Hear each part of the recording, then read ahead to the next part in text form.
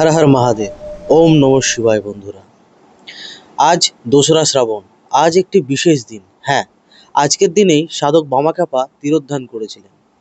বামাচরণ চট্টোপাধ্যায় ওরফে বামাখ্যাপা 1911 সালে 2রা শ্রাবণ সাধক বামাখ্যাপা তিরোধান করেছিলেন। আজকের দিনে তারাপীঠ বা সাধনপীঠ তাই বামাখ্যাপার জন্যই বিখ্যাত। এখানে সাধক বামাখ্যাপা সাধনার বলে মা তারার আশীর্বাদ স্বরূপ দর্শন পেয়েছিলেন। এছাড়াও আজকের দিনে ভারতীয় সৈনিক মঙ্গল পাণ্ডে জন্মদিন। 19 জুলাই 1827 সালে জন্মগ্রহণ করেছিলেন।